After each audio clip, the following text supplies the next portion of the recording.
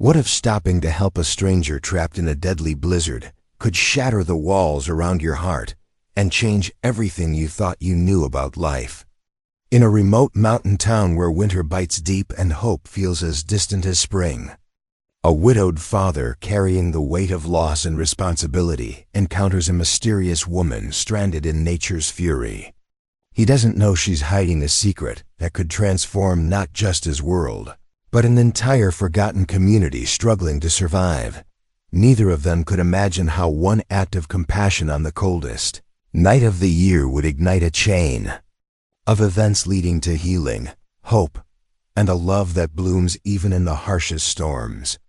This is a story about broken hearts finding wholeness, about how kindness creates ripples that reach farther than we ever dream, and how sometimes the people we rescue end up saving us in return. Before we jump back in, tell us where you're tuning in from, and if this story touches you, make sure you're subscribed, because tomorrow I've saved something extra special for you.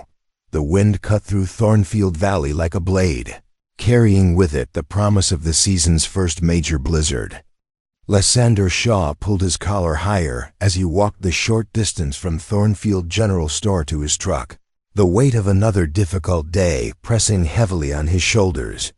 The store's flickering neon sign cast an amber glow across the empty parking lot, a lonely beacon in the gathering dusk of the mountain town that time seemed to have forgotten. At 34, Lysander had the kind of weathered hands that spoke of years spent fixing things: broken shelves, temperamental heating systems, and the endless small disasters that came with running the only general store in a town of barely 800 souls.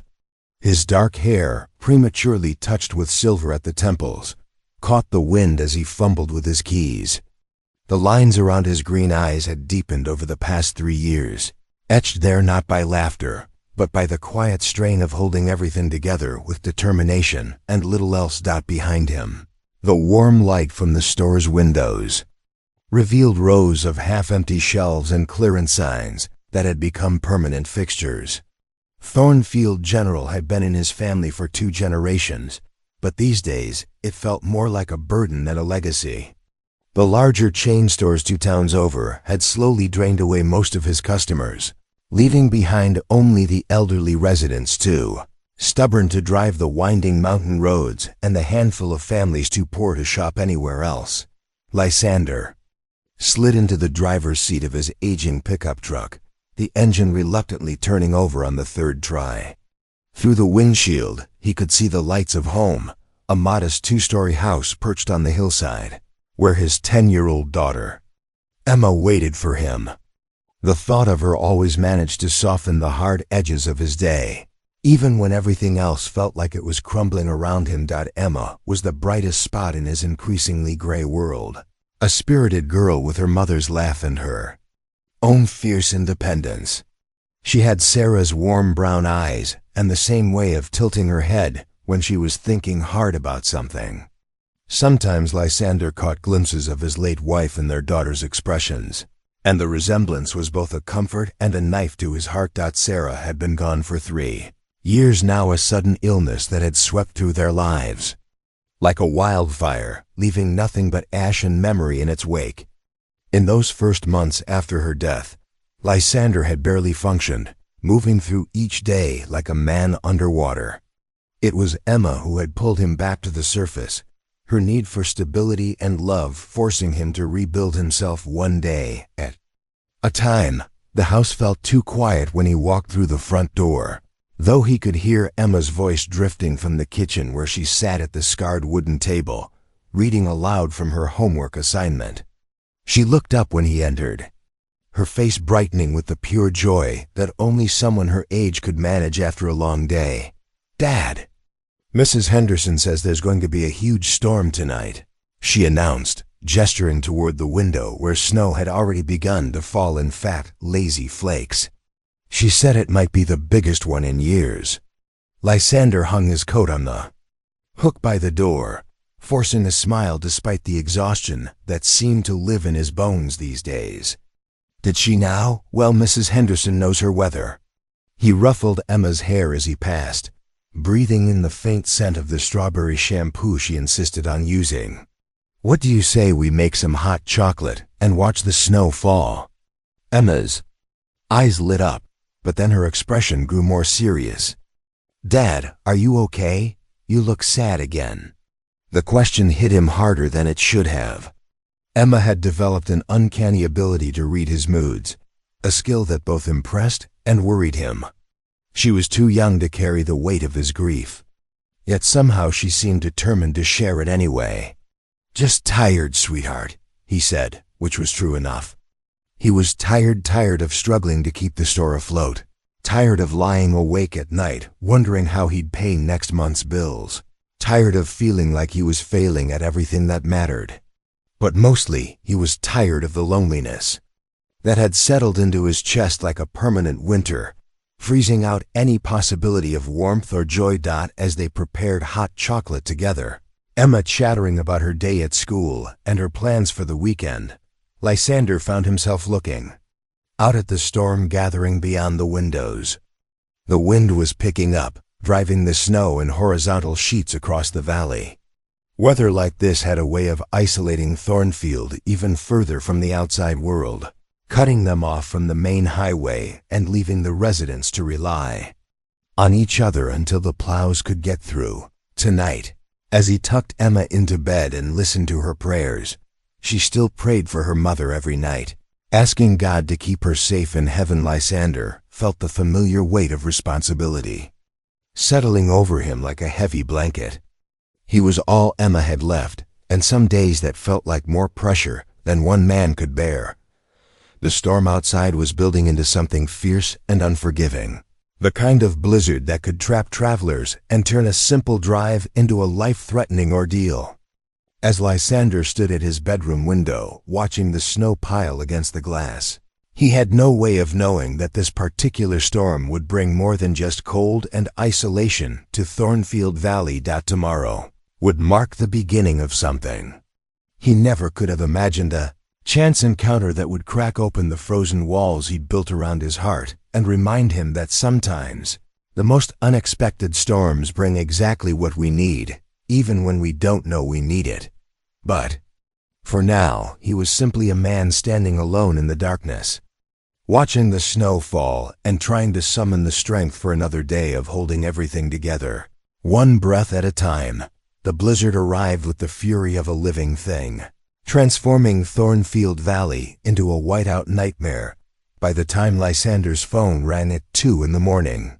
He jolted awake, his heart immediately racing with the kind of panic that comes to single parents in the middle of the night. But it wasn't about Emma. She was sleeping soundly in her room, her breathing steady and peaceful. "Lysander?" "It's Doc Morrison." The elderly physician's voice crackled through the poor connection, barely audible over the howling wind outside. "I hate to wake you, but old Henrik Torvin's having chest pains again." His wife called, and with this storm, the ambulance can't make it up their mountain road. "I've got the medication he needs, but my car won't make it in this weather." Lysander was already reaching for his clothes. Henrik lived in one of the most remote cabins in the valley, accessible only by a narrow dirt road that wound treacherously up the mountainside. In weather like this, it would be nearly impossible to navigate, but Henrik was a good man who'd helped Lysander countless times when the store needed repairs he couldn't afford to hire out. "I'll be there in 10 minutes, Lysander said, pulling on his heaviest winter coat. He checked on Emma once more, leaving a note by her bedside, just in case she woke up, though he planned to be back long before morning. The drive to Doc Morrison's clinic through downtown Thornfield was like navigating through a frozen tunnel. The wind drove snow so thick that his headlights barely penetrated 3 feet ahead, and even with 4-wheel drive, his truck slipped and slid on the rapidly accumulating snow. The town's few streetlights created ghostly halos in the swirling white chaos, and not another soul was visible on the roads. Doc Morrison was waiting with a medical bag and a thermos of coffee that steamed in the frigid air. "You sure about this, son? That mountain road's going to be treacherous. Henrik would do the same for me. Lysander replied, accepting the bag and securing it safely in his truck. I'll take it slow. The old physician gripped his shoulder. Be careful out there. This storm's worse than anything we've seen in years. The road up to Henrik's cabin was a test of both skill and nerve. Lysander had driven these mountains his entire life, but tonight felt different, more dangerous, more unforgiving. The truck's tires fought for purchase on the increasingly steep incline, and more than once he felt the vehicle slide sideways before regaining traction. The windshield wipers worked overtime, but ice kept forming faster than they could clear it. Preparing and narrating this story took us a lot of time, so if you are enjoying it, subscribe to our channel. It means a lot to us. Now back to the story. He was about halfway up the mountain when his headlights caught something that made him hit the brakes, a dark shape partially buried in a snowdrift on the side of the road. At first, he thought it might be a fallen branch or debris, but as he peered through the storm, his blood ran cold. It was a car, and it was nearly invisible under the accumulating snow. Lysander grabbed his flashlight and struggled out into the blizzard, the wind immediately trying to knock him off his feet. The cold hit his face like a physical blow, and within seconds, his beard was crusted with ice. He fought his way to the vehicle, a sedan that clearly wasn't equipped for mountain winter. Driving and used his flashlight to peer through the snow-covered windows. Inside, he could make out a figure slumped over the steering wheel. "Hey!" he shouted, banging on the driver's side window. "Can you hear me?" The figure stirred slightly, and Lysander's heart leaped with relief. Whoever was inside was alive, but the car's engine was off, and in this cold, hypothermia would set in quickly. He tried the door handle and found it unlocked, yanking it open against the resistance of the wind. The woman inside lifted her head slowly, her dark hair disheveled and her lips already showing a bluish tinge. She was young, maybe late 20s, with delicate features and eyes that seemed too large for her pale face. She wore an expensive-looking coat that was clearly designed more for city winters than mountain blizzards. I'm sorry," she whispered, her voice barely audible over the storm. "I think I took a wrong turn. My phone died, and I couldn't see ... The road just disappeared." "It's okay," Lysander said, his emergency training from years of mountain living kicking in. "I'm going to get you out of here. Can you move?" She nodded weakly, though her movements were sluggish, a clear sign that the cold was affecting her cognition. Lysander helped her out of the car, noting that she was wearing thin city shoes that would be useless in the snow. Without hesitation, he swept her up in his arms, surprised by how light she felt. "My name's Lysander," he said as he carried her toward his truck, fighting against the wind with each step. "What's yours?" "Kellen," she managed, her head resting against his shoulder. "Kellen Vance."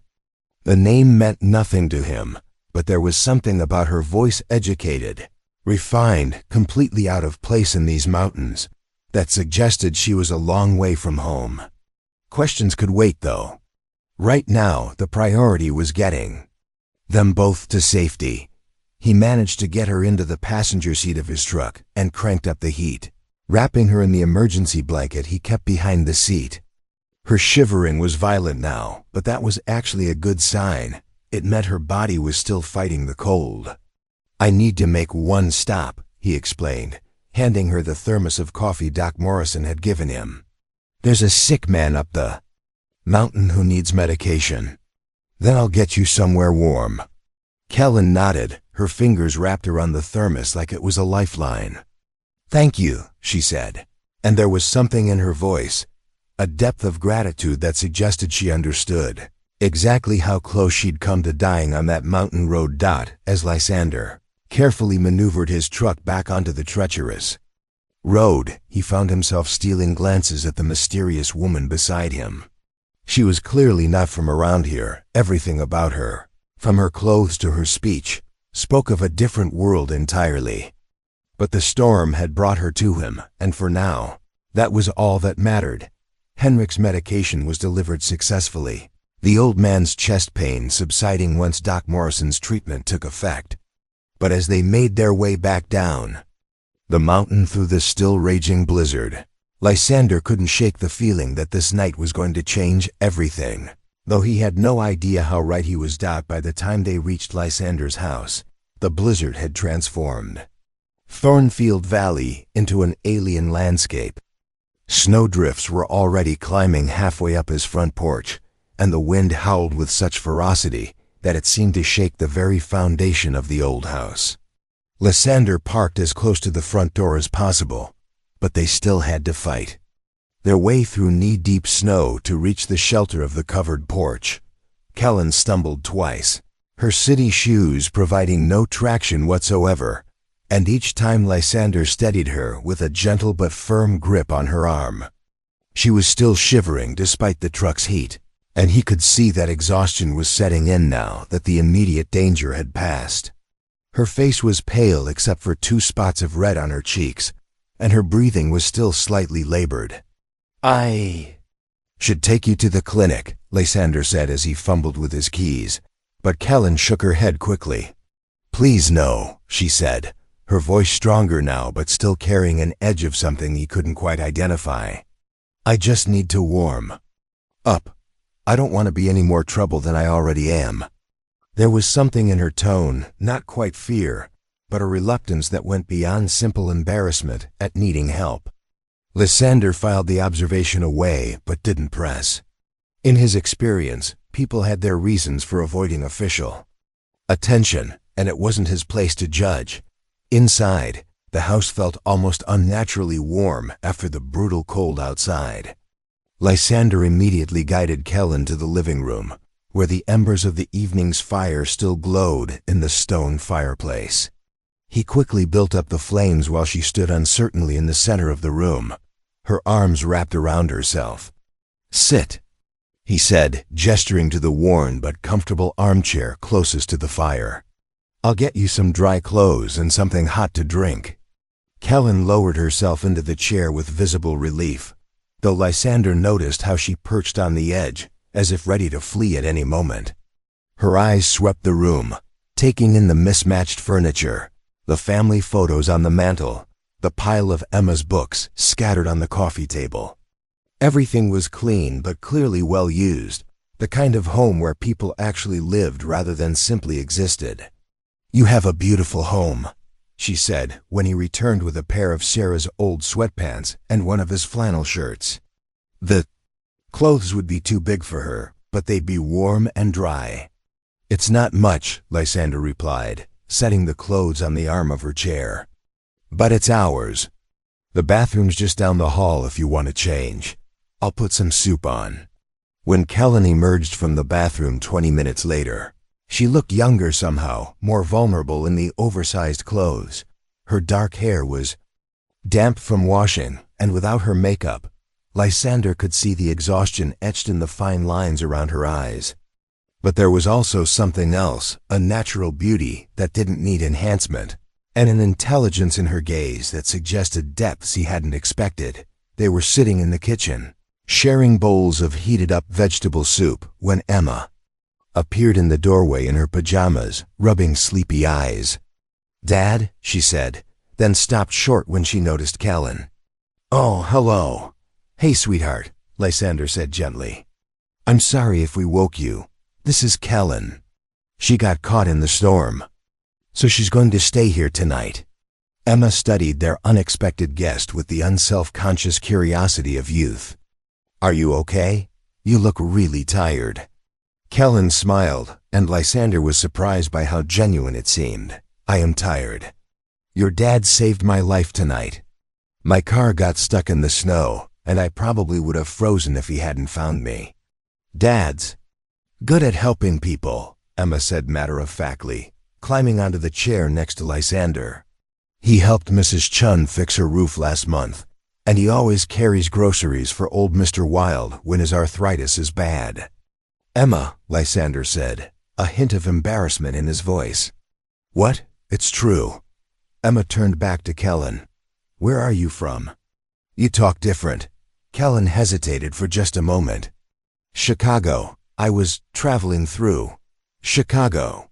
Emma's eyes widened. That's a really big city, isn't it? Do you live in one of those tall buildings? I do, Kellen said, though something in her expression suggested the topic wasn't entirely welcome. What's it like? I've never been anywhere bigger than Millbrook, and that's just 2 towns over. Lysander watched the exchange with growing fascination. Emma had a gift for drawing people out, but Kellen seemed genuinely engaged rather than just politely tolerating the questions. There was a warmth in her voice when she spoke to Emma that hadn't been there when she talked to him. It's very different from here, Kellen said carefully. Lots of noise, lots of people. Everything moves very fast. Sometimes ... She paused, looking out the window where the snow continued to fall. Sometimes it can feel lonely, even when you're surrounded by millions of people. The admission hung in the air between them, more revealing than perhaps she'd intended. Lysander found himself studying her profile in the soft kitchen light, wondering what had brought a woman from Chicago's fast-paced world to a mountain road in the middle of a blizzard. I think I'd like the city, Emma said thoughtfully. But I'd miss the mountains, and I'd miss knowing everyone. You're lucky, Kellen said quietly. Growing up somewhere where people know your name, where they care about you, that's special. There was a wistfulness in her voice that made Lysander's chest tighten with unexpected sympathy. Whatever Kellen Vance's story was, it clearly involved more than just getting lost in a snowstorm. Emma yawned, and Lysander stood to guide her back to bed. Come on, Bug. It's way past your bedtime. Can Kellen tell me about Chicago tomorrow? Emma asked hopefully. If she's still here tomorrow, Lysander said, though something in him hoped she would be. We'll see what the weather looks like. When he returned to the kitchen after tucking Emma in, Kellen was standing by the window, watching the storm rage outside. Her shoulders were tense, and he could see the exhaustion weighing on her despite the warm clothes and hot food. You can take Emma's room, he said. I'll sleep on the couch. Kellen turned, and for a moment he thought she might argue, but then she simply nodded. Thank you for everything. I know having a stranger in your house isn't what you planned for tonight. Life rarely goes according to plan, Lysander replied, thinking of Sarah, of the store's struggles, of all the ways his own life had veered. Of course, but sometimes that's not entirely a bad thing. Their eyes met across the kitchen, and something passed between them, not romantic, not yet, but a recognition of shared understanding. They were both people carrying burdens, both navigating storms that had nothing to do with weather. Outside, the blizzard continued its assault on Thornfield Valley, but inside the warm kitchen, 2 strangers had begun the delicate process of becoming something more. Morning arrived in Thornfield Valley with an almost supernatural quiet, the kind that only comes after a blizzard has exhausted itself. Lysander woke on the living room couch to find nearly 3 feet of snow pressed against the windows, transforming the familiar landscape into something from a fairy tale. The storm had moved on, leaving behind a world of pristine white under a sky so blue it almost hurt to look at. He found Kellen in the kitchen, already dressed in her own clothes, somehow cleaned and dried overnight, standing by the window with a cup of coffee in her hands. She'd found the coffee maker and figured out how to use it, which impressed him more than it probably should have. There was something different about her this morning, a stillness that suggested she'd slept better than expected. Good morning, she said softly, turning with a small smile. I hope you don't mind. I couldn't sleep, so I made coffee. Mind? You probably saved my life. I'm not functional without caffeine. Lysander stretched, working out the kinks from a night on the couch. How are you feeling? Much better, thanks to you. She gestured toward the window. It's beautiful, isn't it? I've never seen snow like this so untouched. Emma bounded into the kitchen before Lysander could respond, already dressed and radiating the kind of energy that only youth could muster. After a big storm, "Dad, look outside. We're totally snowed in. Do you think school's canceled?" "I'd say that's a safe bet," Lysander said, ruffling her hair. "The plows won't be able to get through until this afternoon at the earliest." Emma's excitement was infectious, and Lysander caught Kellen smiling genuinely for the first time since he'd found her. "What do people do when they're snowed in?" Kellen asked. "Well," Emma said importantly, "first we have to dig out the truck and clear the driveway. Then we check on neighbors to make sure everyone's okay. And then maybe we can build a snowman." Lysander was about to suggest that Kellen probably didn't need to help with the heavy work, but she spoke before he could. "I'd like to help. I mean, if you don't mind having an amateur along." An hour later, they were all bundled up and attacking the enormous job of digging out. Kellen had borrowed some of Sarah's old winter gear, and while she was clearly unaccustomed to physical labor, she threw herself into the work with a determination that surprised Lysander. She didn't complain when her back started aching or when her hands got cold, despite the thick gloves. Instead, she asked questions about the best techniques for shoveling, listened carefully to his answers, and gradually found her rhythm. "You're getting the hang of it," Lysander said as they worked side by side to clear a path to his truck. "It's oddly satisfying," Kellen admitted, pausing to catch her breath. "I spend most of my time sitting in meetings or staring at computer screens. This is different. What kind of work do you do?" Emma asked, taking a break from building what was shaping up to be an impressively large snowman. Kellen hesitated. For just a moment, "Business consulting." Nothing very exciting. It was a vague answer, but Lysander didn't push. Everyone was entitled to their privacy, and Kellen had been through enough without being interrogated about her career. By noon, they'd made enough progress to get the truck out, and Lysander suggested they make the rounds to check on neighbors. It was a Thornfield tradition after big storms, making sure the elderly residents were safe and had everything they needed. Their first stop was Mrs. Patterson's small house at the end of Elm Street. The 78-year-old widow met them at the door with obvious relief, having been without power since the early morning hours of the storm. "Lysander, thank goodness," she said, ushering them inside. "The furnace went out about 3 hours ago, and I can't get it to restart." It was a simple fix, a tripped circuit breaker that Mrs. Patterson hadn't known how to reset, but it would have been dangerous for her to go much longer without heat. While Lysander worked on the furnace, Kellen found herself in conversation with the older woman, listening to stories about Thornfield's history and the neighbors who'd helped raise Emma after her mother's death. "This young man's been a godsend to this community," Mrs. Patterson said, nodding toward Lysander. "Always the first to help when someone's in trouble." Kellen watched Lysander as he patiently explained to Mrs. Patterson how to reset the breaker if it happened again, his voice gentle and clear. There was no impatience in his manner, no sense that he had better things to do. She found herself thinking about the executives she knew in Chicago, people who would consider this kind of hands-on help beneath them, who would write a check. Instead of getting their hands dirty, their next stop was the Brennan family's farm on the outskirts of town. Jack Brennan had injured his back the previous week, and his wife Maria was struggling to manage the livestock and clear the snow by herself.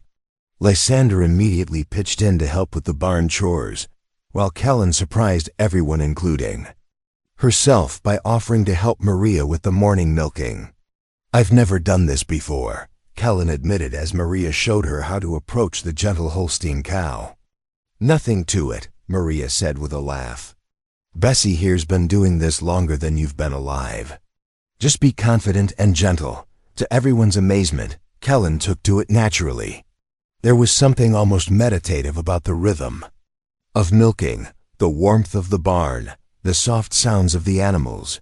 For the first time in months, her mind felt quiet, free from the constant chatter of deadlines and strategies and corporate politics. "You're a natural," Maria said approvingly.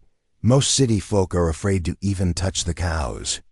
As they worked together, Kellen found herself relaxing in a way she hadn't in years. There was something profoundly satisfying about this kind of work, immediate, tangible, useful. Nobody was questioning her decisions or challenging her authority or trying to undermine her position. She was simply helping, and being helpful felt like a gift she'd forgotten how to give.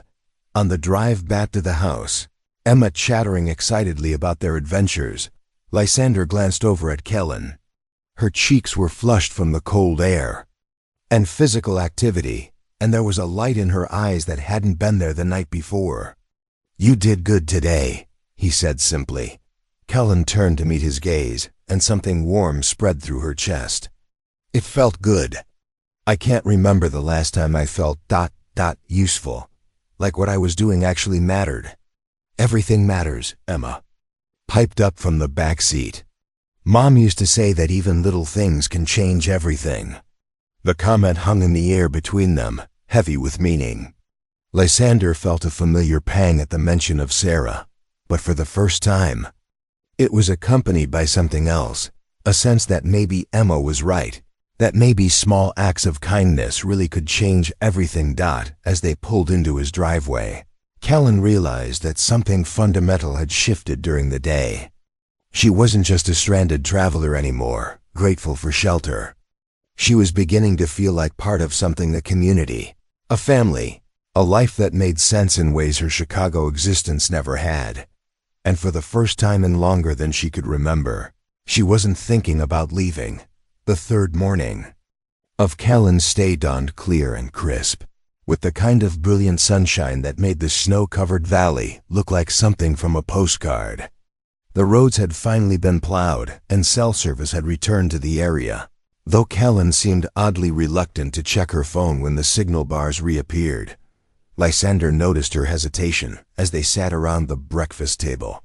Emma chattering about her plans to build an even bigger snowman now that the weather had cleared. Kellen's phone had been buzzing intermittently for the past hour, but she'd been ignoring it, her expression growing more tense with each notification. "You should probably check those," Lysander said gently. "People might be worried about you." Kellen's smile was strained. "I'm sure it's just work. Nothing that can't wait. Can't wait."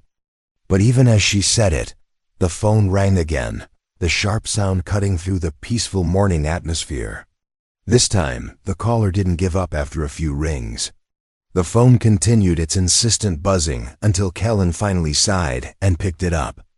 "I should take this," she said, her voice suddenly formal in a way that reminded Lysander how different she was from anyone in Thornfield. "Excuse me." She stepped out onto the back porch, and though Lysander tried not to eavesdrop, the urgency in her voice was impossible to ignore. He caught fragments through the window words, like acquisition, timeline, and board meeting that meant nothing to him, but clearly carried weight in her world. Emma looked up from her coloring book. "She sounds upset." Lysander nodded, a strange uneasiness settling in his stomach. For 3 days, Kellen had seemed like someone seeking refuge from a complicated life. But the tone of that phone conversation suggested complications he hadn't imagined. When Kellen returned to the kitchen 20 minutes later, her face was pale and her hands were shaking slightly. She sat down heavily at the table, staring at her coffee cup as if it might hold answers to questions she didn't want to ask. "Everything okay?" Lysander asked. Kellen started, then stopped. She looked at Emma, who was watching with the intuitive concern that seemed to come naturally to her, then back at Lysander. "I need to tell you something. About why I was really on that mountain road." The words hung in the air like a confession, and Lysander felt his chest tighten with anticipation he didn't understand. "I wasn't just driving through," Kellen continued, her voice barely above a whisper. "I was coming here, to Thornfield Valley. For work," Lysander frowned. "What kind of work brings someone from Chicago to Thornfield?" Kellen took a shaky breath.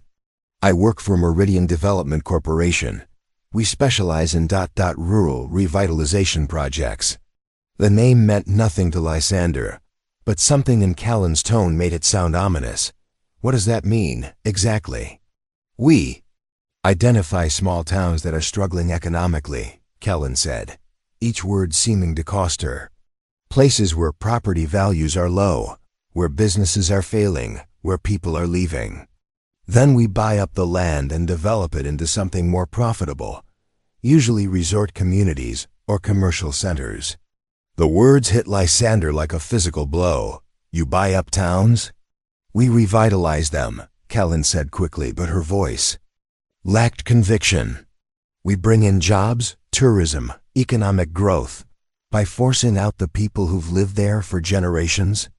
Lysander's voice was quiet, but Emma looked up sharply at the change in his tone. Callan's silence was answer enough. So you came here to what, scout us out? Figure out how much our homes are worth. The betrayal in Lysander's voice was unmistakable now.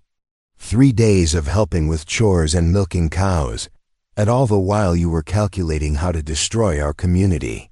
No. Callan stood up abruptly, her chair scraping against the floor. It wasn't like that. When I first came here, yes, it was for work. But then the storm happened, and you saved me, and I saw what this place really is. What you people really are. What we people really are. Lysander repeated, standing as well. You mean poor? Easy targets? Dad? Emma's small voice cut through the tension. What's happening?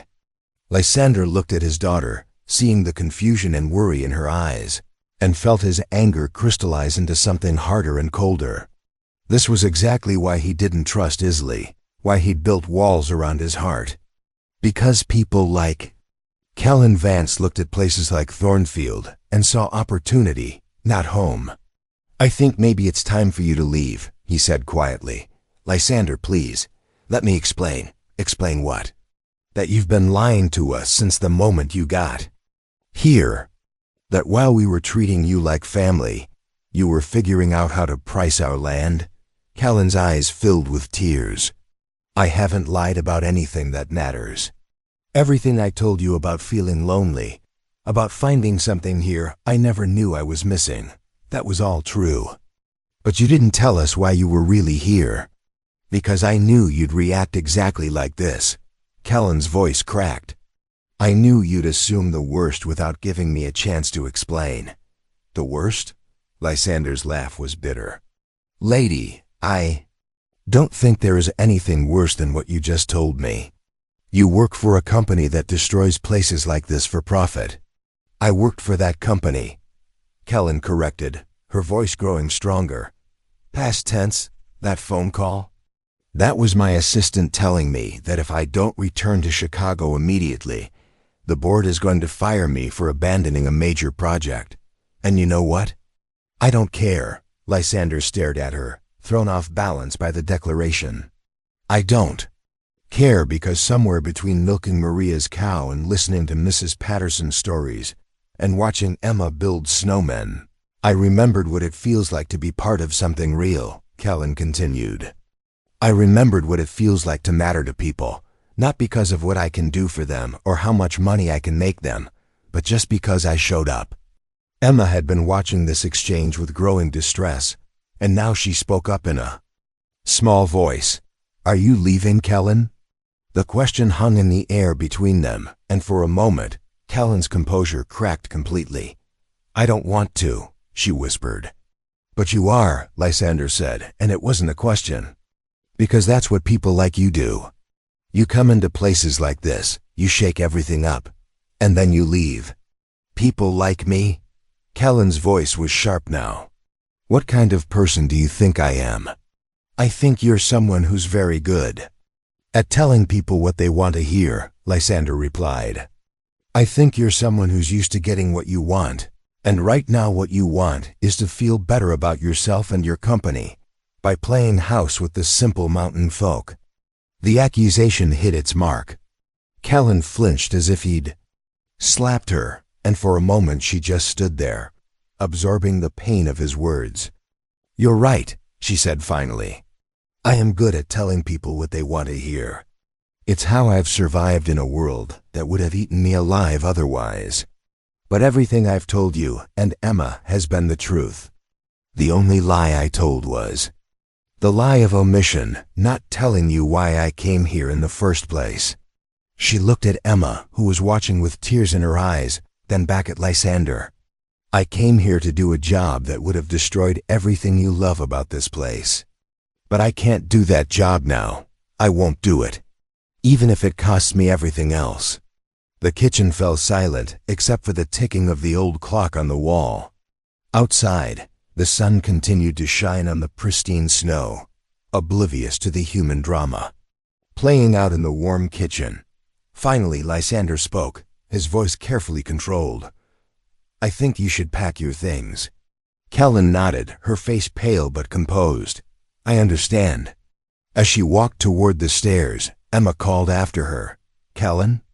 She turned back, hope flickering in her eyes. "Will you write to me?" Emma asked, "so I know you're okay." Kellen's composure finally broke completely. "If your father says it's all right." She managed through her tears. Lysander didn't say anything at all. The house felt different after Kellen left, not just quieter, but somehow smaller, as if her presence had expanded the very walls and her absence had allowed them to contract again. Lysander stood at the kitchen window, watching her rental car navigate the plowed road down the mountain, and tried to convince himself that the hollow feeling in his chest was relief rather than loss. Emma had retreated to her room after Kellen's departure, claiming she had homework to catch up on, but Lysander could hear her crying softly through the thin walls.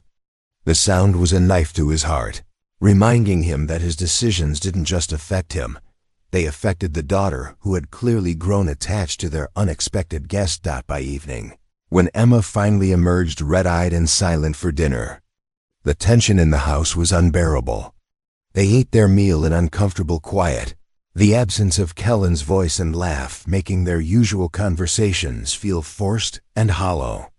"She didn't want to leave," Emma said suddenly, pushing mashed potatoes around her plate without eating them. Lysander set down his fork carefully. "Sometimes people don't have a choice." She said she had a choice. She said she chose us over her job. "Emma, you didn't believe her. It wasn't a question." Emma's brown eyes, so much like her mother's, were filled with a disappointment that cut deeper than any anger could have. "You thought she was lying."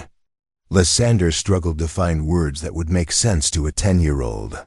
Words that would explain the complexity of trust and betrayal and the way people could be sincere about their feelings while still being fundamentally dishonest about their intentions. "It's complicated, sweetheart. Mom always said that when grown-ups say something is complicated, it usually means they're scared." The observation hit him like a physical blow. Sarah had said that, usually when she was gently calling him out on his tendency to overthink rather than feel, to analyze rather than trust.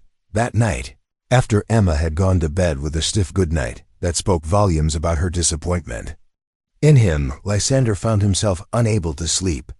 He sat in the living room where Kellen had spent her first night, staring at the fire and replaying their last conversation over and over in his mind. The truth was, he had been scared. Scared of being fooled, scared of opening his heart to someone who would inevitably leave, scared of letting Emma get attached to someone who wasn't permanent. The revelation about Kellen's job had felt like vindication of all his fears, proof that he'd been right to keep his distance, right to protect himself and his daughter from disappointment. But as the hours passed, other memories surfaced. The genuine wonder in Kellen's voice when she talked about the community spirit in Thornfield. The way she'd thrown herself into helping with the snow removal, even though her back ached and her hands got cold. The natural tenderness she'd shown with Mrs. Patterson. The easy way she'd learned to milk cows with Maria Brennan. Had all of that been an act? Could someone fake that kind of authentic engagement, that obvious joy in simple tasks and honest work? The next morning brought more complications in the form of Doc Morrison, who appeared at Lysander's door with a concerned expression and a thermos of coffee. "Heard we had some excitement while I was snowed in at the clinic," the older man sighed, settling into the kitchen chair that had become Kellen's usual spot. Mrs. Patterson called me about the young woman who helped fix her furnace. Lysander poured himself coffee and waited. Doc Morrison had a way of getting to his point in his own time, and pushing him never helped. She spoke very highly of your house guest, Doc continued. Said she was the most genuinely caring person she'd met in years. Funny thing though, when I mentioned that to Maria Brennan at the grocery store, she said the same thing. Used almost the exact same words. Your point, Doc? My point is that in 40 years of practicing medicine, I've gotten pretty good at reading people. And according to everyone who met this woman, she wasn't putting on an act, she was real. Lysander stared into his coffee mug. She lied about why she was here. Did she? Or did she just not tell you everything right away? Doc Morrison's gray eyes were kind but shrewd. Son, I've known you since you were Emma's age. You're one of the most decent men I know, but you've got a tendency to see betrayal where there might just be complicated truth. Before Lysander could respond, there was a knock at the front door. When he opened it, he found Maria Brennan standing on his porch with a covered dish and a determined expression. This is for you and Emma, she said, thrusting the casserole into his hands. And this conversation is for you. Maria followed him into the kitchen without waiting for an invitation, nodding to Doc Morrison as if she'd expected to find him there. That woman, Maria said without preamble, taught my daughter more about confidence and trying new things in one morning than she's learned in months. Anna hasn't stopped talking about how Kellen wasn't afraid to fail at milking, how she laughed when Bessie knocked over the bucket and just tried again. Maria, I'm not finished. Her voice carried the authority of someone who'd raised 5 strong-willed teenagers and wasn't about to be interrupted by one stubborn man. I asked Anna what she thought of Kellen, and you know what she said?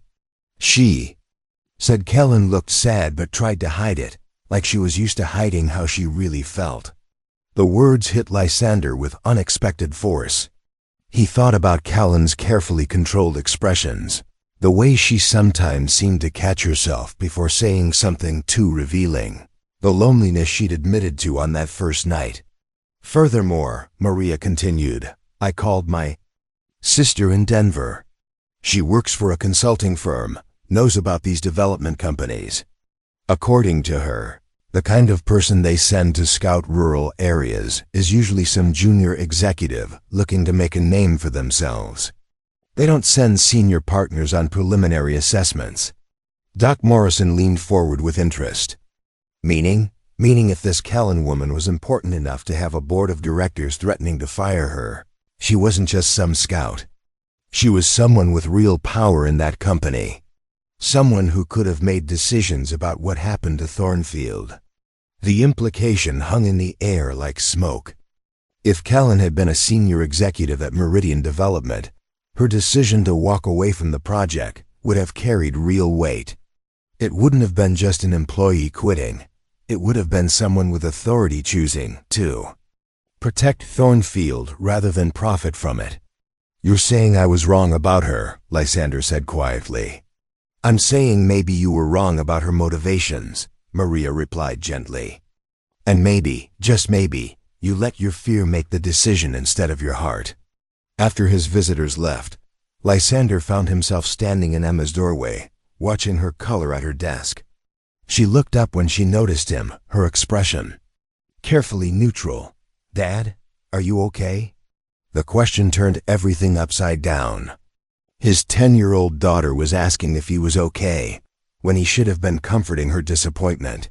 When he should have been explaining why sometimes adults made mistakes, why sometimes fear made people push away the very things they needed most. I think, Lysander said slowly, I might have made a mistake. Emma set down her crayon and looked at him with Sarah's eyes, wise beyond her years. Are you going to fix it? Looking at his daughter, thinking about Kellen's tears as she left, remembering the genuine joy in her voice when she talked about belonging somewhere, Lysander realized that maybe, just maybe, some risks were worth taking. I'm going to try, he said. 3 days after Kellen's departure, the letter arrived. Lysander found it mixed in with the usual collection of bills and advertisements, but the crisp white envelope with the embossed Meridian Development Corporation logo stood out like a warning. His hands trembled slightly as he opened it, though he told himself it was just the morning cold. The letter was brief and devastatingly efficient. Dear property owner, Meridian Development Corporation is pleased to announce our upcoming Thornfield Valley Revitalization Project. As part of our preliminary assessment, we will be conducting property evaluations and community meetings over the next 2 weeks. Our representatives will be contacting you soon to discuss acquisition opportunities that will benefit both you and the future economic development of your region. We look forward to working with you to bring prosperity and growth to Thornfield Valley. Sincerely, Richard Cromwell, Senior Vice President, Rural Development. Lysander read the letter 3 times before the full impact hit him. Meridian was moving forward with their plans, apparently unfazed by whatever Kellen's departure had meant to their timeline. The casual tone of the letter, with its talk of acquisition opportunities and revitalization, made his blood run cold. By noon, it became clear that every property owner in Thornfield had received an identical letter. Lysander's phone hadn't stopped ringing since he'd opened the store, with worried neighbors calling to ask if he'd gotten the same notice, if he knew what it meant, if there was anything they could do to stop it. The most heartbreaking call came from Mrs. Patterson, her elderly voice shaking as she read him portions of her letter. They want to schedule a meeting to discuss relocation assistance, she said. Lysander, I was born in this house. My husband died in this house. I don't want relocation assistance. I want them to leave me alone. By the time Lysander closed the store that evening, his hands were steady, but his mind was racing. He'd spent the day listening to his neighbors' fears, watching the worry lines deepen on familiar faces, seeing the community he'd grown up in begin to fracture under the weight of uncertainty. Henrik Torvin had mentioned selling rather than fighting. The Brennan family was already looking into property values in neighboring counties. Even Doc Morrison, who'd been in Thornfield for 40 years, was talking about early retirement. It was Emma who finally forced him to confront the obvious solution. Why don't you call Kellen? She asked over dinner, her voice matter-of-fact in the way that only someone her age could manage when discussing something that had the adults in complete turmoil. Emma, she knows about these people, doesn't she? She used to work for them. Maybe she knows how to stop them. Lysander set down his fork, looking at his daughter's earnest face. It's not that simple, sweetheart. Why not? You said you made a mistake. She said she chose us over them. Maybe now you can choose her over being scared. The words hit him like a physical blow, partly because they were delivered with such gentle certainty, and partly because they were absolutely right. He had been scared, not just of trusting Kellen, but of needing anyone, of admitting that some problems were too big to solve alone. That night, after Emma had gone to bed, Lysander sat in his living room with Kellen's business card in his hands. She'd left it on the kitchen counter before departing, and he'd found it there the next morning like a question mark, punctuating their unfinished conversation. He dialed her number 3 times before finally letting it ring. Lysander? Her voice was breathless, as if she'd been running to answer the phone, and just hearing her say his name sent an unexpected warmth through his chest. We got letters, he said without preamble. From your company. They're moving forward with the project. There was a long pause, and when Kellen spoke again, her voice was tight with controlled fury. When? They want to start property evaluations. Next week, community meetings to follow. He took a breath. Kellen, I don't know how to fight this. None of us do. We're just people trying to live our lives, and they're a corporation with lawyers and money, and I'm coming back, she interrupted. You don't have to. Yes, I do. Her voice was stronger now, filled with a determination he'd heard before, but never fully understood. I know how these people think, Lysander. I know their strategies, their timelines, their pressure points. And I know things about this particular project that they probably hope I've forgotten. The relief that flooded through him was so intense it was almost physical. Are you sure? This could get ugly. They're not going to appreciate interference from a former employee. Kellen's laugh was sharp, but not without humor. They fired me yesterday, officially, for abandoning my professional responsibilities and failing to complete a contracted assessment. So I'm not a former employee anymore. I'm just someone who cares about Thornfield and knows where all their bodies are buried. Bodies? Metaphorically speaking.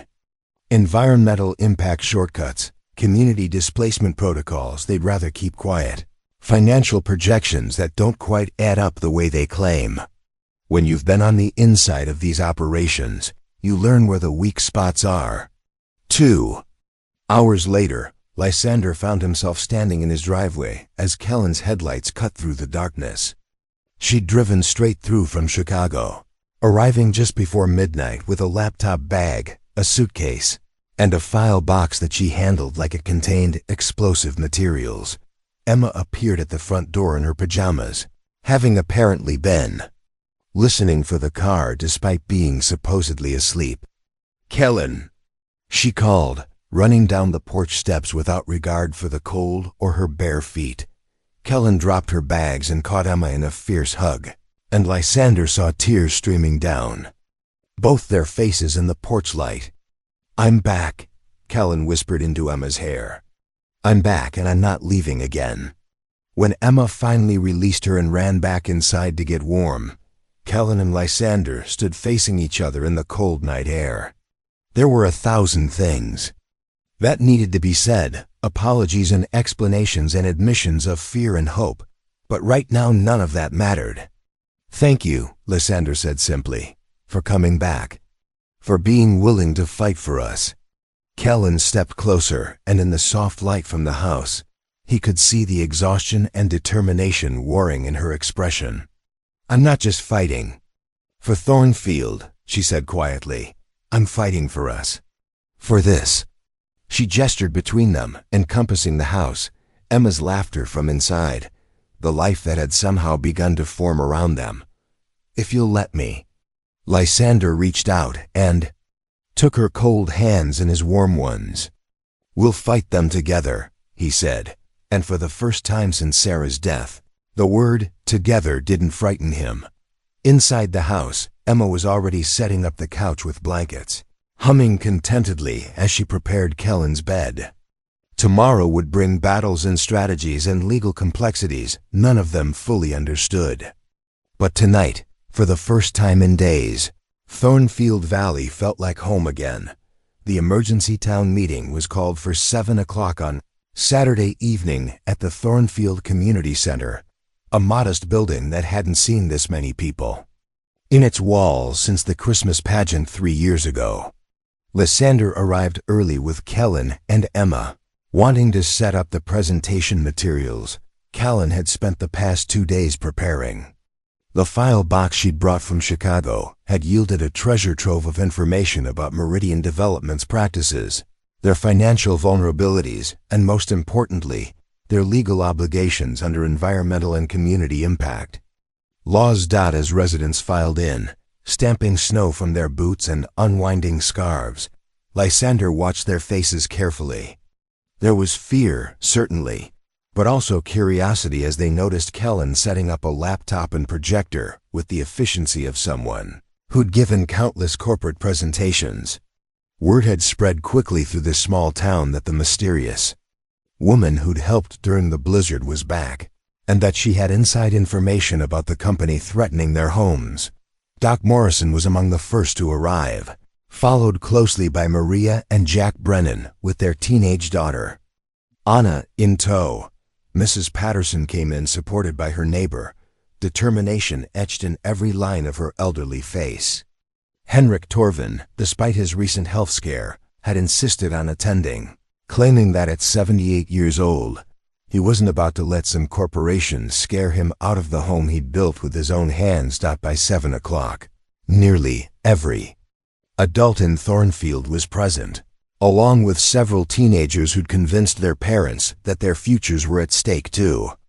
The air was thick with nervous energy and the kind of community solidarity that only emerged in times of crisis. Lysander stood up first, his hands steady despite the magnitude of what they were about to attempt. "I know you all got the same letter." "I did," he began, his voice carrying clearly through the crowded room. "I know you're all scared about what it means for our families, our homes, our way of life. But before we talk about fighting back, I need to tell you something about Kellen Vance." All eyes turned to Kellen, who sat calmly at the front table despite the scrutiny. She dressed simply jeans and a wool sweater that belonged more in Thornfield than in any Chicago boardroom, but her posture radiated quiet confidence. "Some of you might have heard rumors about why she was here originally," Lysander continued. "The truth is, she came to Thornfield as a representative of Meridian Development Corporation. She was supposed to assess our town for their acquisition project." A murmur rippled through the crowd, but Lysander held up his hand. "But that's not why she stayed. And it's not why she's here tonight." He looked directly at Kellen, and something passed between them, not just understanding, but a shared commitment that went deeper than strategy or tactics. She stayed because she saw what we all know about this place. That it's not just a collection of buildings and property values. It's home. It's community. It's everything that matters about living a life connected to something bigger than yourself. Kellen stood up, her voice clear and strong as she addressed the room. "Lysander's right. I came here to do a job that would have destroyed everything you've built.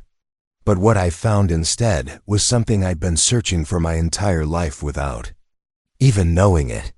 I found a place where people show up for each other, where your worth isn't measured by your bank account or your title, but by your willingness to help when help is needed." She clicked to the first slide of her presentation, showing Meridian's corporate structure and financial projections. "I spent 8 years working for companies like Meridian. I know how they think, how they operate, and most importantly, how they can be stopped. But I want to be clear about something before we go any further." She turned away from the screen to face the crowd directly. "I'm not here as a consultant or an expert brought in to save you. I'm here as someone who wants to make Thornfield my home. Permanently, if you'll have me." The words hung in the air for a moment, and then Mrs. Patterson's voice rang out from the middle of the room. "Of course we'll have you, dear. You're already one of us." The murmur of agreement that followed was warm and genuine, and Lysander felt something tight in his chest finally loosen completely. This was what he'd been afraid of losing, not just his house or his business, but this sense of belonging, of being part of something that mattered. "Furthermore," Kellen continued, her voice growing stronger with the community's acceptance, "I want you all to know that I'm not doing this alone. Lysander and I," she looked at him, her eyes bright with unshed tears, "we're doing this together. As partners, in every sense of the word." The declaration sent another ripple through the crowd, but this one was filled with warmth and approval. Emma, who'd been sitting quietly in the front row, clapped her hands together with obvious delight. Lysander stood up and moved to stand beside Kellen, their hands finding each other naturally. "What Kellen's trying to say," he said with a slight smile, "is that we're planning to get married. Assuming she say yes when I ask her properly." The laughter and applause that erupted from the crowd was genuine and joyful, the kind of celebration that small communities excelled at. But underneath the congratulations, there was something deeper, a recognition that this wasn't just about two people finding love, but about someone choosing to commit their life to preserving and protecting what Thornfield represented. When the noise died down, Kellen clicked to the next slide. "Now, let's talk about how we're going to beat Meridian at their own game." For the next hour, she walked them through Meridian's strategy, their timeline, and their vulnerabilities. She explained environmental impact requirements they'd tried to shortcut in other projects, community notification laws they'd violated, and financial projections that depended on acquiring properties at below market prices through pressure tactics. The key, she explained, is that they're counting on us to act like scared individuals rather than an organized community. They want us to make quick decisions based on fear rather than taking the time to understand our rights and options. Jack. Brennan raised his hand. What about legal representation? We can't fight a corporation without lawyers, Kellen smiled. That's where my Chicago connections become useful. I know attorneys who specialize in exactly this kind of case and who work on contingency for communities fighting corporate land grabs. I've already made some calls. As the meeting wound down, the mood in the room had shifted from fear to determination. People were volunteering for committees, sharing contact information, making plans to meet throughout the week. This wasn't just about stopping Meridian anymore. It was about strengthening the community bonds that made Thornfield worth saving in the first place. As the crowd dispersed into the cold night air, Lysander found himself standing with Kellen and Emma outside the community center, watching their neighbors walk home under the star-filled mountain sky. Are you sure about this? He asked Kellen quietly. Fighting them is going to be hard enough. But staying here, building a life here, it's so different from what you're used to. Kellen squeezed his hand, then reached down to take Emma's hand as well, creating a circle of connection that felt as natural as breathing. I've spent my whole life building other people's dreams, she said. For the first time, I want to build my own. Here, with you, with all of this. Emma looked up at both of them, her face bright with happiness. Does this mean Kellen's going to be my mom? The question hung in the cold air between them, full of hope and possibility and the kind of brave honesty that only someone Emma's age could manage. Lysander looked at Kellen, seeing his own answer reflected in her eyes. If she wants to be, he said softly. I want to be, Kellen whispered, and in that moment, everything else, the corporate threats, the legal battles, the uncertain future faded into background noise. What mattered was this: the three of them together, ready to fight for the life they were choosing to build. The next 2 weeks transformed Thornfield Valley in ways that had nothing to do with corporate development and everything to do with rediscovering what community could accomplish when it worked together toward a common goal. The community center became an unofficial headquarters, bustling with activity from dawn to dusk as residents organized their resistance to Meridian's acquisition plans. Kellen had turned one corner of the main room into a command center, complete with maps of the valley, legal documents, and a constant stream of phone calls to attorneys, environmental groups, and media contacts. Her corporate skills, once used to dismantle communities, now served to protect one. She worked with the focused intensity of someone who understood that failure wasn't just a professional setback, it was the loss of everything she'd come to love. Lysander found himself taking on a role he'd never expected: community organizer. His natural tendency to help neighbors, combined with his lifetime knowledge of every family and property in the valley, made him the perfect liaison between Kellen's strategic planning and the practical needs of the residents. He coordinated work schedules so people could attend meetings, arranged carpools to legal consultations in the county seat, and served as translator when Kellen's explanations got too technical for folks who'd never dealt with corporate law. Collaboration between them was seamless in a way that surprised everyone, including themselves. Where Kellen had expertise but lacked local knowledge, Lysander filled the gaps. Where he had relationships but needed strategic thinking, she provided the framework. Emma, with the adaptability that came naturally to someone her age, appointed herself official document organizer and keeper of the coffee pot, role she took with absolute seriousness. Doc Morrison had volunteered his clinic as a secondary meeting space, and Maria Brennan had organized a phone tree that could reach every household in the valley within 30 minutes.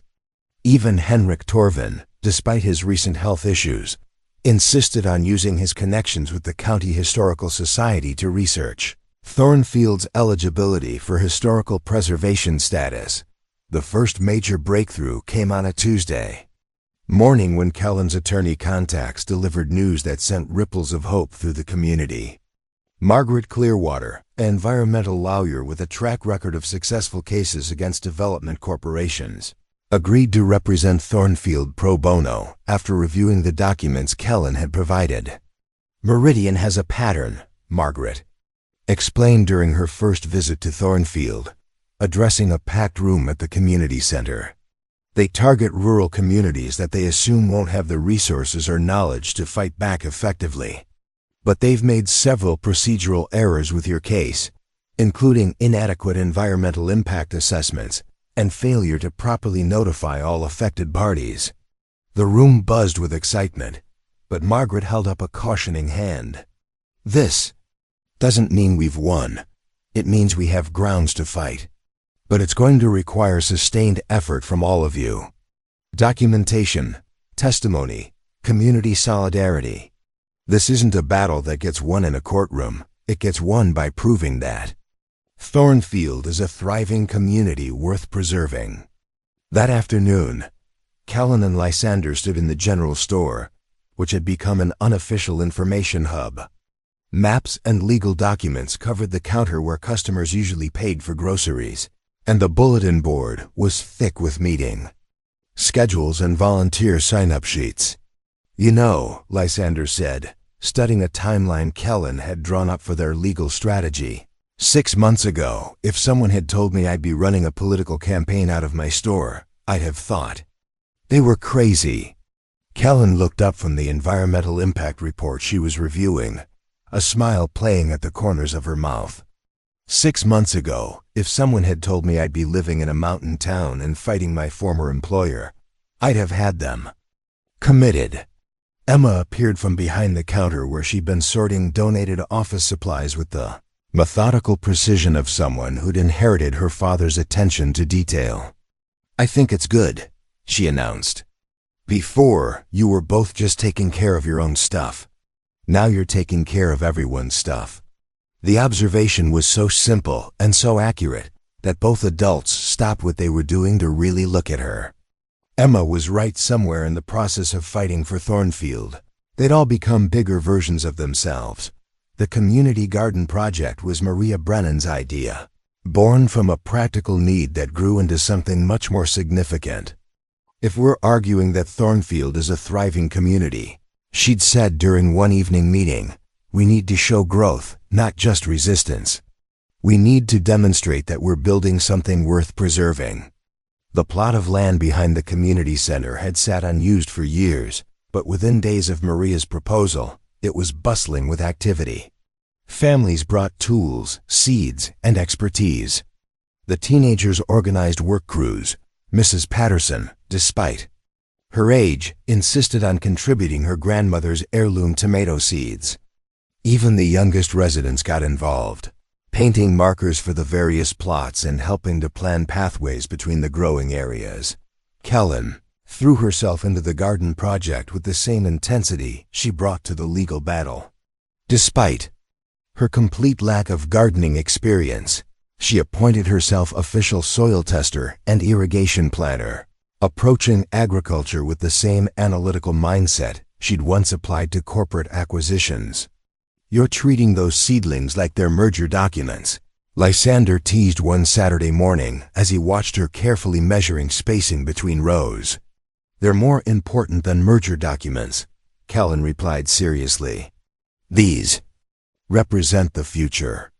Something we're building together that no corporation can put a price on.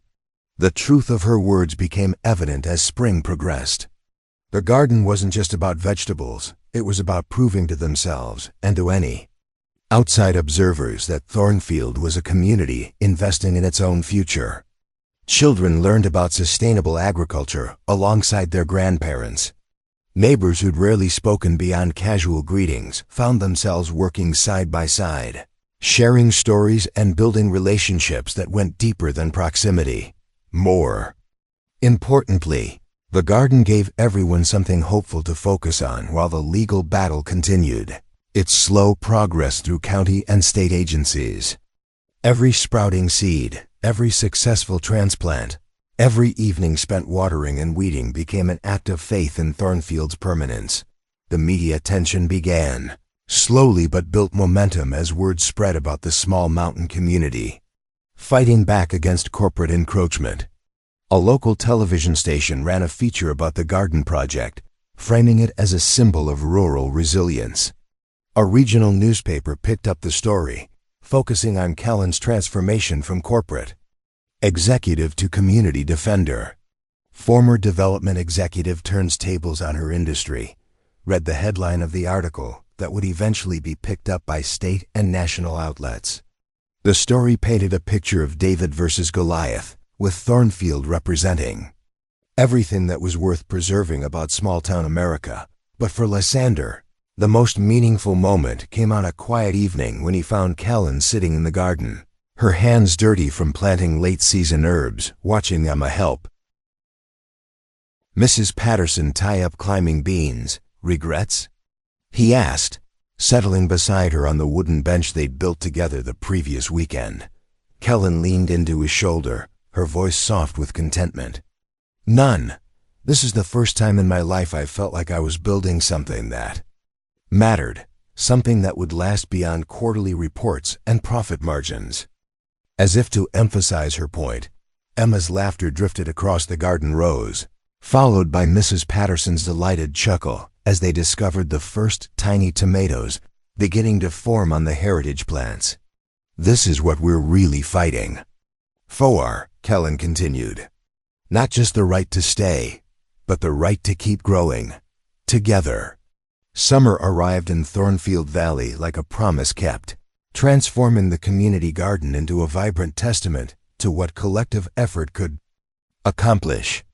The legal battle with Meridian Development had stretched into its fourth month, but rather than wearing down the community's resolve, the extended timeline had given them something unexpected, the opportunity to prove their own worth in ways that went far beyond courtroom arguments. The victory against Meridian's first injunction had come in early July, when Margaret Clearwater successfully argued that the company had failed to complete required environmental impact studies. The judge's ruling didn't stop the development permanently, but it bought them time and required Meridian to restart their assessment process with proper community input. More importantly, it attracted attention from state environmental groups and historical preservation societies who began to take an active interest in Thornfield's case. But for Lysander, watching Kellen address a packed community meeting about the latest legal developments, the most remarkable transformation wasn't in their legal position, it was in the woman he'd fallen in love with. The polished corporate executive who'd arrived during the blizzard had evolved into someone who spoke with dirt under her fingernails and genuine passion in her voice. She'd learned to explain complex legal concepts in language that made sense to farmers and shopkeepers, and more importantly, she'd learned to listen when longtime residents shared knowledge that no law degree could provide. The environmental review process gives us approximately 6 months to demonstrate that Thornfield represents a viable, sustainable community, Kellen explained to the gathered crowd. But we're not just sitting back and waiting for bureaucrats to decide our fate. We're showing them and ourselves what we're capable of building together. The proof of that building was visible everywhere. The community garden had expanded twice, now encompassing not just vegetables, but herbs, medicinal plants, and even a small orchard where Emma and her friends had planted fruit trees that wouldn't bear for years to come. The garden had become a gathering place where neighbors lingered after tending their plots, sharing stories and planning new projects. Mrs. Patterson had become the unofficial historian of their efforts, documenting everything with photographs and careful notes. Her kitchen table was covered with binders full of before and after pictures, volunteer schedules, and newspaper clippings about their fight. Someday, she told anyone who'd listen, folks are going to want to know how a little mountain town taught a big corporation that community isn't something you can buy or sell. The success of the garden had inspired other initiatives. Doc Morrison had proposed updating the community center's kitchen to accommodate the harvest festivals they were planning. The Brennan family had started offering agricultural workshops, teaching sustainable farming techniques to anyone interested in learning. Even the teenagers had gotten involved, organizing the farmers market that drew visitors from neighboring towns and generated enough revenue to fund improvements to the community center. Lysander found himself busier than he'd been in years, but it was a different kind of busy than the desperate scrambling to keep his store afloat. Now he was coordinating projects, managing volunteer schedules, and somehow finding time to court the woman who'd become his partner in every sense of the word. Their engagement had been announced officially at the 4th of July celebration, with Emma serving as enthusiastic wedding planner and the entire community acting as extended family.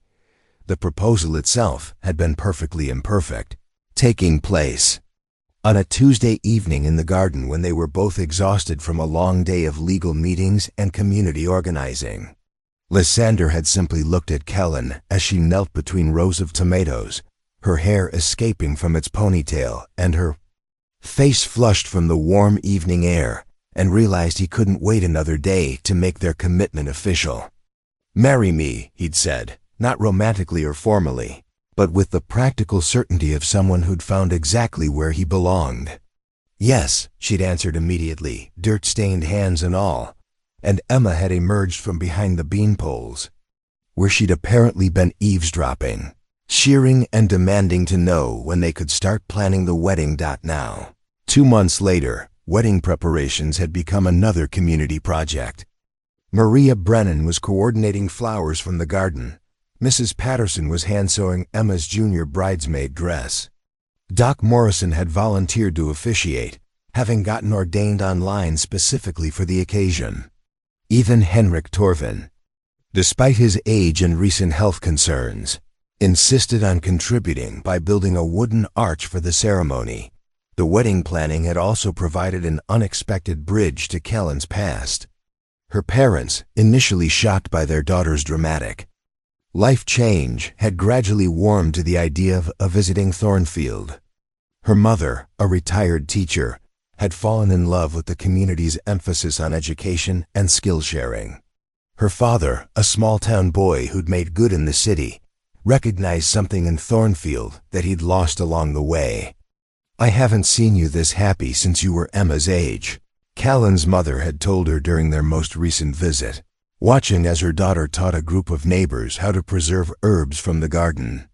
"You found something here that all that corporate success never gave you."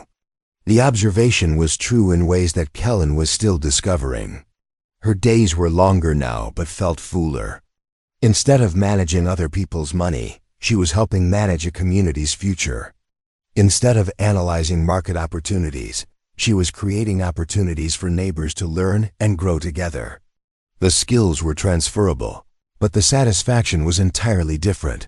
The media attention had continued to build throughout the summer, bringing both opportunities and challenges. A documentary filmmaker had spent a week in Thornfield, creating a short film about community resistance that would eventually air on public television. A sustainable living magazine had featured their garden project in a cover story about rural innovation.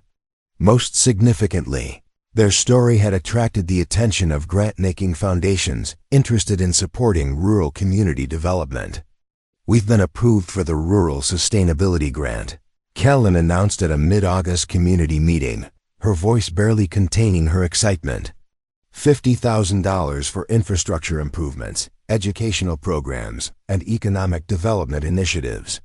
The cheers that erupted from the packed community center were deafening, but Lysander noticed that Kellen's smile was tinged with something else, a recognition that their success was creating new responsibilities and opportunities they'd have to navigate carefully. The grant money opened doors they hadn't expected. Plans were developed for a community workshop space where residents could learn and teach practical skills. A small business incubator program was proposed to help local entrepreneurs start ventures that would keep young people in the valley. Most ambitiously, They began exploring the possibility of establishing Thornfield as a model for sustainable rural living, potentially attracting researchers and visitors interested in learning from their example. But with success came new challenges. The increased attention meant more scrutiny, more meetings, more paperwork, and more pressure to succeed not just for themselves, but as an example for other communities facing similar threats. Kellen, with her organizational skills and grant-writing experience, found herself coordinating with state agencies, nonprofit organizations, and academic institutions, work that was rewarding but demanded increasing amounts of her time. It was during one particularly overwhelming week in late August, when Kellen was juggling calls with 3 different foundations while trying to finalize Harvest Festival plans, that Lysander realized they needed to talk about what their success was costing them personally. He found her that evening in the garden, sitting on their bench with a laptop balanced on her knees and her phone pressed to her ear, still working despite the setting sun and the fact that she'd been going since dawn. Emma was beside her, doing homework by the light of a solar lantern they'd installed as part of the sustainability initiatives. "The conference call can wait until tomorrow," he said gently, closing her laptop. "Right now I need my fiancé, and Emma needs her soon-to-be mom to help us figure out what we're having for dinner." Kellen looked up, blinking as if she were surfacing from deep water. "I'm sorry. I got caught up in the foundation applications. The deadline is tomorrow," Lysander finished, "and it'll still be tomorrow after we eat. And after we spend some time together, that doesn't involve saving the world." Emma looked up from her math homework with the wisdom that seemed to come naturally to someone who'd watched the adults in her life balance love and responsibility. "Kellen, Dad's right. You're getting that look again." "What look?" "The look you had when you first got here. Like you're carrying too much by yourself." The observation stopped Kellen cold. She looked at Emma, then at Lysander, then around the garden where the evidence of their collective success surrounded them on all sides. Somewhere in the midst of fighting for their community, she'd slipped back into old patterns, taking on more than her share, working longer hours than were sustainable, treating every project as if its success depended entirely on her efforts. "You're right," she said quietly, setting her phone aside and really looking at the 2 people who mattered most to her. "I got scared that if I didn't do everything perfectly, we'd lose what we'd built. But that's not how this works, is it? This isn't something one person can maintain alone." Lysander reached for her hand, threading their fingers together in the gesture that had become as natural as breathing. "That's what I love about you," he said. "You care so much about making this work that you sometimes forget you don't have to make it work by yourself." That conversation marked a turning point in how they approached their shared responsibilities. Kellen began delegating more, training other community members to handle grant applications and media inquiries. Lysander took on more of the coordination with outside organizations, using his natural networking skills and deep community knowledge to build relationships with potential partners. Most importantly, they established boundaries around their personal time, protecting their relationship and their family life from the demands of their public roles. The Harvest Festival in September became the culmination of everything they'd built together, not just the garden produce and preserved foods, but the networks of relationship and mutual support that had grown alongside the vegetables. Visitors came from 3 counties to see what Thornfield had accomplished, and many left with ideas for their own communities. Local artisans sold crafts and products. The teenagers ran educational booths about sustainable agriculture. Emma, now 11 and full of confidence from her role in the community's transformation, gave tours of the garden to anyone who wanted to learn about their growing methods, standing at the edge of the festival as the sun set over the valley, watching families enjoy food they'd grown together and celebrate victories they'd won as a community. Lysander felt a contentment he'd never imagined possible. Kellen stood beside him, her engagement ring catching the last light of the day. her face serene in a way that the driven executive who'd arrived in the blizzard never could have managed. "No regrets?" he asked, their traditional question after any major milestone. "Only one," she said, leaning into his warmth. "I wish it hadn't taken me so long to find my way here." Emma appeared between them, sticky-fingered from helping at the pie booth, and radiating the satisfied exhaustion that comes from a day well spent. "Are you guys being mushy again?" "Absolutely," Lysander confirmed, pulling her into their embrace. "And you're stuck with us." As the festival wound down and neighbors began the familiar ritual of cleaning up together, the lights of Thornfield Valley twinkled like stars against the darkening mountain sky. Tomorrow would bring new challenges, new opportunities, and new responsibilities. But tonight, they were simply home. The October morning of Lysander and Kellen's wedding dawned with the kind of crisp, golden clarity that only comes to mountain valleys in autumn. The aspen trees that lined the meadow behind the community center blazed yellow and orange against the deep blue sky, creating a natural cathedral more beautiful than any church could have provided. By 8 in the morning, the entire community was bustling with preparations, transforming the space where they'd fought so hard to preserve their way of life into a celebration of everything they'd built together. Emma, now 11 and carrying herself with the confidence of someone who'd helped save her town, directed the placement of flower arrangements with the authority of a seasoned wedding planner. The bouquets were entirely from their community garden, late-blooming sunflowers, herbs that still carried the warmth of summer sunshine, and trailing vines of sweet peas that Maria Brennan had coaxed into a second flowering just for the occasion. "Dad, your tie is crooked," Emma announced, appearing at Lysander's side with the critical eye of someone who'd been anticipating this day for months. She'd grown 3 inches since the spring, and her resemblance to her mother was becoming more pronounced with each passing season, though her personality was entirely her own, a blend of Sarah's warmth and Lysander's steady determination, with an additional layer of confidence that came from knowing she'd played a role in changing her community's future. Lysander submitted to his daughter's ministrations, marveling at how natural it felt to be nervous about marrying someone who'd been sharing his life for nearly a year. Kellen had spent the previous night at Mrs. Patterson's house, maintaining the traditional separation, and he'd slept poorly without her warm presence beside him. "You look handsome, Dad," Emma declared, stepping back to admire her work. "Kellen's going to cry when she sees you. Happy tears, I hope." "The best kind," Emma confirmed with the wisdom of someone who'd witnessed the full spectrum of adult emotions over the past year.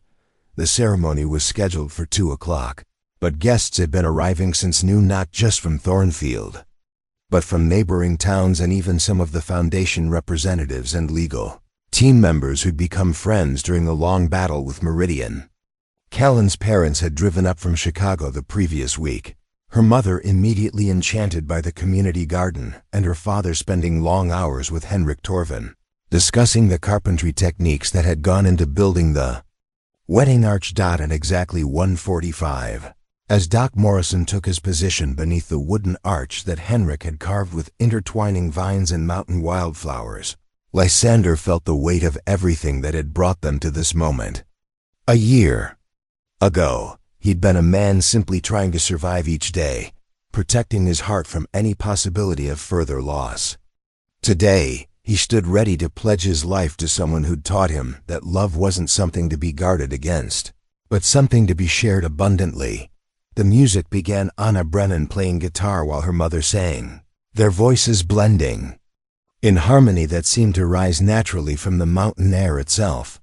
Emma walked down the makeshift aisle first, scattering flower petals with the solemn concentration the moment deserved, her dress a perfect replica of one Mrs. Patterson had worn to her own wedding 60 years ago.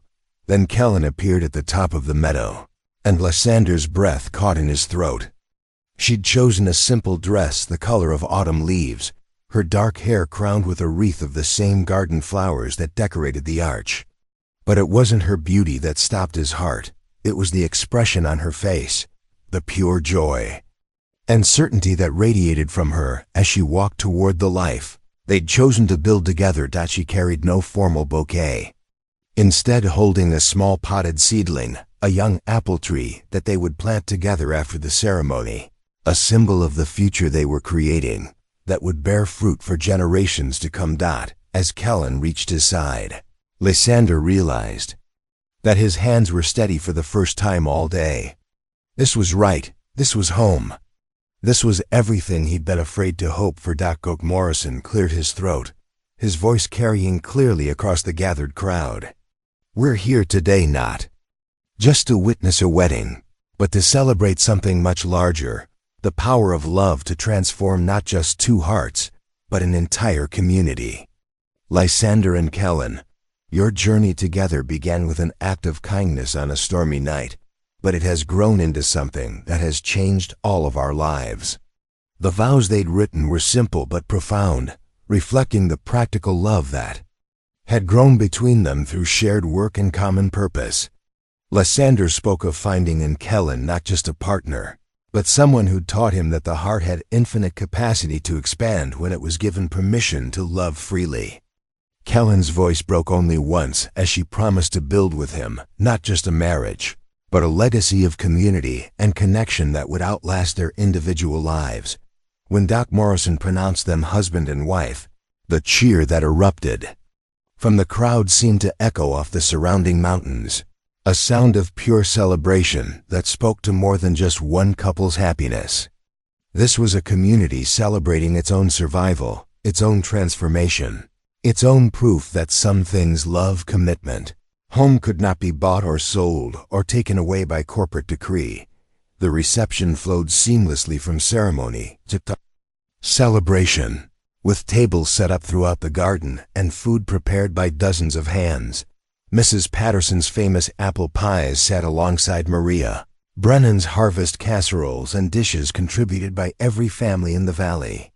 Children ran between the tables and through the garden rows while adults lingered over coffee and stories.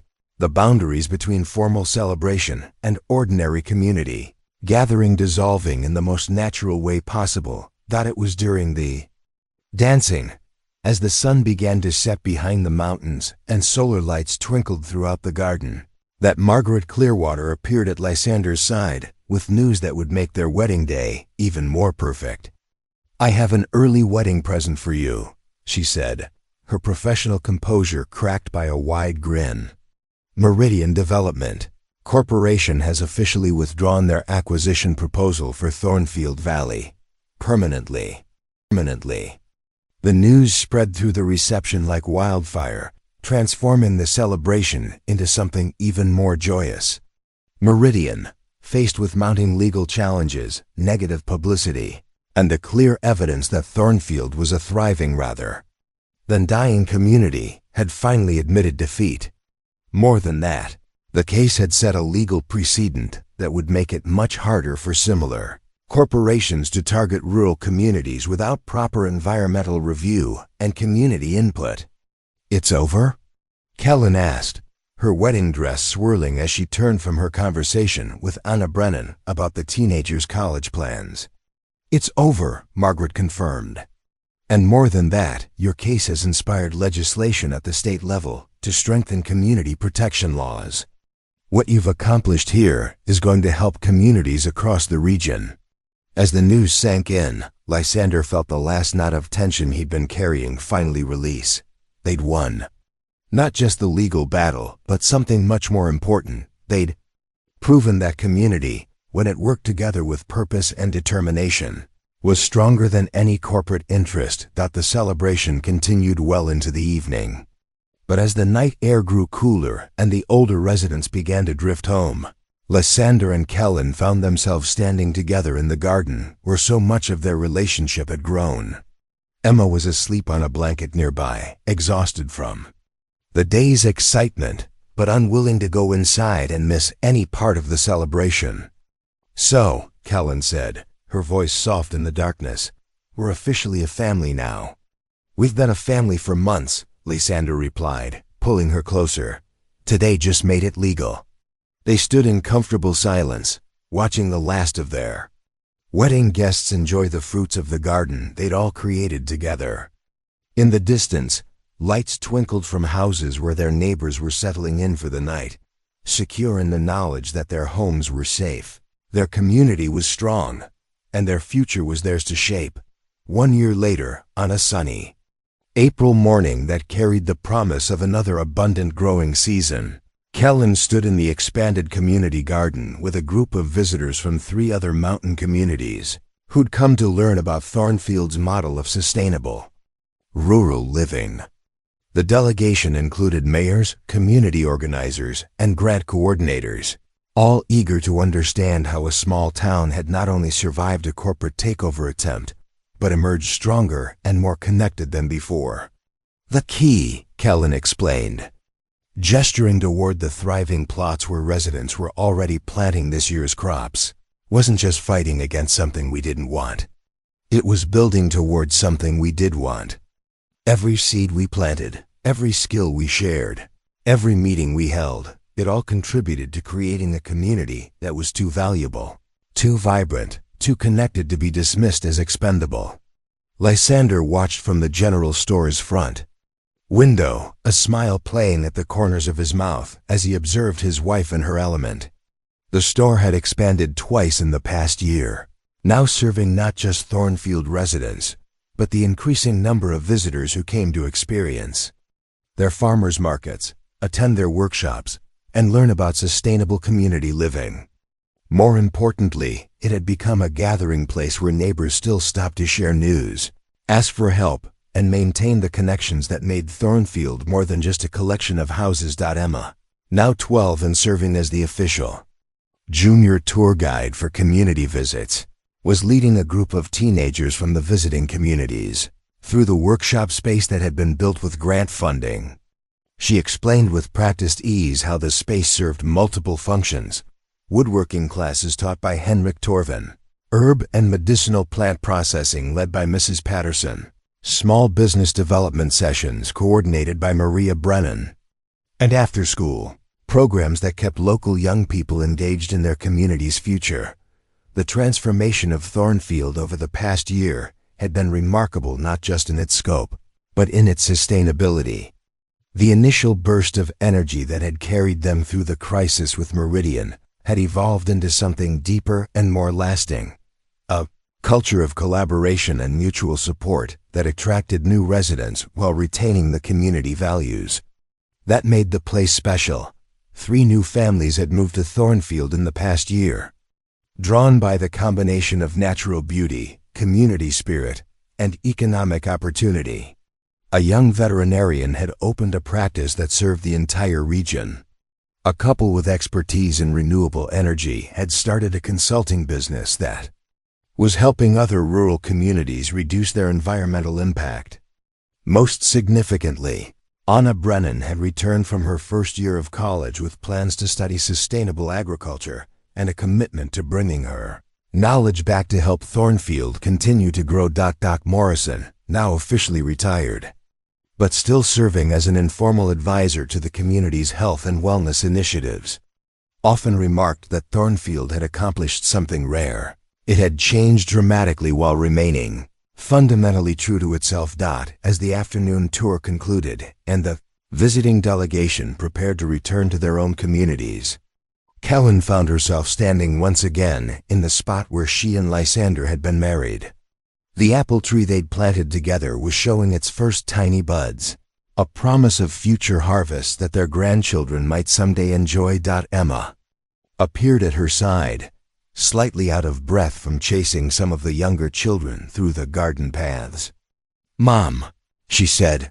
The word still brought a warm rush of joy to Kellen's heart every time she heard it. "Dad wants to know if you're ready to head home for dinner." "Almost," Kellen replied, looking around the garden one more time. The late afternoon light was golden and warm, illuminating the faces of neighbors as they tended their plots, children as they played among the pathways, and visitors as they took final photographs of a community that had captured their imagination. A year ago, she'd been a woman running from her own life, trapped in a career that demanded everything but gave back little of real value.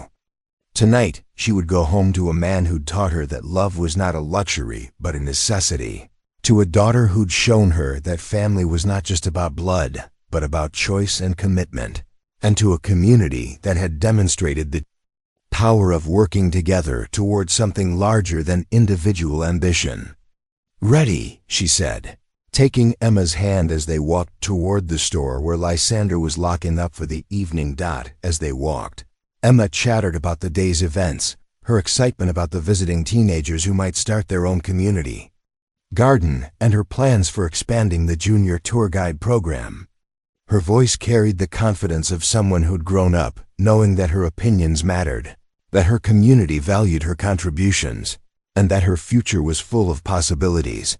Lysander met them at the door, his smile as warm as it had been on their wedding day. "How was the tour?" "Educational," Kellen replied, slipping her hand into his as they began the short walk up the hill to their house. "Amazing to see how much we've accomplished, and how much other communities want to learn from what we've built." "Any regrets?" he asked, their traditional question that had become both ritual and genuine check-in. Kellen paused, looking back over the valley where lights were beginning to twinkle in house windows, and the community center was preparing for the evening's planning meeting about the summer festival. Somewhere in those lights were Mrs. Patterson, still documenting their community's story with photos and careful notes. Henrik Torvin, teaching his carpentry skills to anyone interested in learning. Maria and Jack Brennan, raising children who would carry forward the values of collaboration and mutual care. Doc Morrison, reading bedtime stories to his newest grandchild. Dozens of neighbors who'd become family, who'd proven that community was not just about geographical proximity, but about choosing to show up for each other day after day. "Not one," she said finally, "not a single one." As they reached their front porch, Emma racing ahead to let their dog out for his evening run, Lysander paused to look at the woman who'd transformed his understanding of what was possible. "I love you, Kellen Shaw." "I love you too," she replied, and in those simple words was contained the whole story of rescue and redemption, of community and commitment, of two hearts that had found in each other not just love, but the courage to build something lasting. Inside their warm kitchen, as Emma set the table and Lysander stirred the soup that had been simmering all day, Kellen felt the deep satisfaction that comes from knowing you're exactly where you belong. Outside, Thornfield Valley settled into another peaceful evening, secure in the knowledge that some things love community. Home could weather any storm and emerge not just intact, but stronger than before. The blizzard that had brought them together felt like a lifetime ago, but its lesson remained clear. Sometimes the most unexpected storms bring exactly what we need, even when we don't know we need it. And sometimes the people we rescue end up saving us in return. Up next, you've got two more standout stories right on your screen. If this one hit the mark, you won't want to pass these up.